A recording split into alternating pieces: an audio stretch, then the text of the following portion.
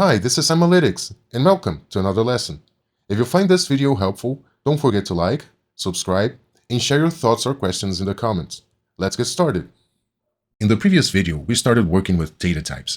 If you haven't watched that video, I will leave a card here on top, so please refer to that video and then come back here because we're going to start where we left off. And in this video, we're going to cover the data types using locale. So using locale, it's a more advanced feature that is very helpful and comes in really handy when you are working with data that is coming from a different locale. For example, in these two columns, you can see that the day comes before the month. In the American format, the month comes first and then the day and then the year. So as I have in these two columns, I have the day before the month, so it's obviously in a different format. And then as my Power Query here, it's originally working with the American format. So if I try to change, for example, this column right here into a date format, I will have a problem. It will return me an error because the data type that it was expecting for a date column is not in the American format. So I have to let Power Query know that the data is coming from a different source, from a different format in a different locale. So what can I do? Let me remove this step and I'm going to use using locale. And then I will tell, hey, Power Query, please turn this column into a date type. But hey, you know what? Be cautious that this data is not coming from the American format. It's coming actually from, this format is actually in Spanish. It comes from Spanish.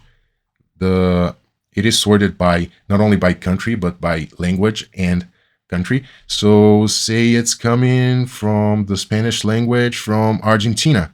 Okay, so Power Query, hey, turn this data into date type, but be cautious that the data is coming from Argentina. So the format, the original format may be different from the ones we use in the US. So beware of that and make the needed changes. And I'll click OK. And now I didn't have the same problem because now Power Query knew what to expect from the original data. But if I try to do the same here in this column, it's not going to work because this is not just date, this is date and time. So if I try to do the same using locale, and again, I want it to be date. Hey, Power Query, turn it into date, but be cautious that the data is coming from, again, say Portuguese and coming from Brazil.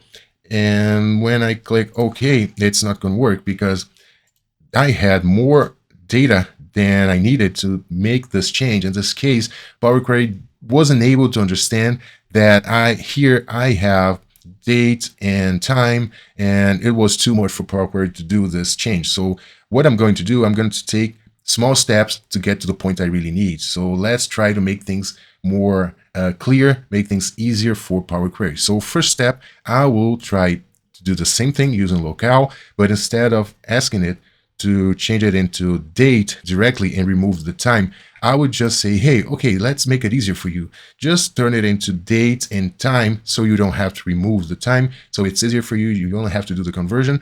And again, let's do it. Be aware that the data is coming from Brazil, which is the Portuguese, the format is in the Portuguese language, and it's coming from Brazil. So beware because the data is coming in a different format than the one you're used to. So I'll hit OK, and now it was able to do the transformation. But now, as I only need the date, so now I will take an extra step, and this time I will convert it into only date.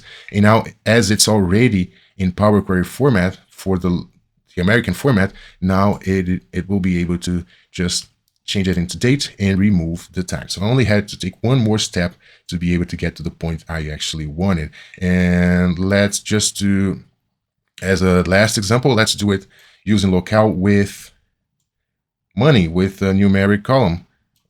Total cost. Look, in the US, the decimal separator is a dot, right? In this case, in Latin America, for example, the decimal separator is a comma. So I will try to change it to decimal number, and it's not going to work because Power Query only ignored the commas that were in the column. And that's not what I want because they increased the numbers, right? For example, here it was 728.4, and now it became 7,284. That's not what I wanted. So this is because the source data is coming from a different locale. So I have to use the using locale choice, and I'm going to say, hey, turn it into a decimal number, and be cautious that because the data is coming from say again Argentina, and I'll click OK, and I was able to identify what it had to expect from the source data and then make the needed changes. So these were some ways we had to work with data types, but let me just show you another view, because we have been using, I will just remove all of these steps, and now I have my original data, and I have been using this little icon right here to change data types, but you could always select a column and make this change right here. In the transform tab, you can make the same changes right here. I think using the this little icon makes more sense. It's just more handy.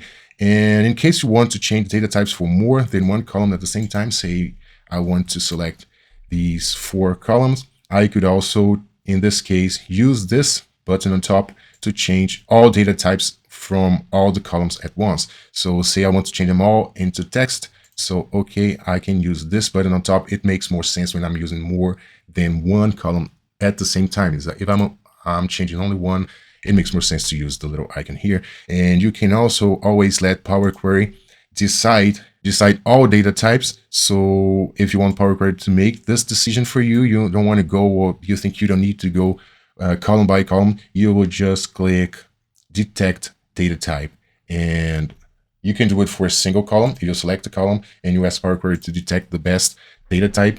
Not necessarily is going to be the best, but the one it thinks is the best.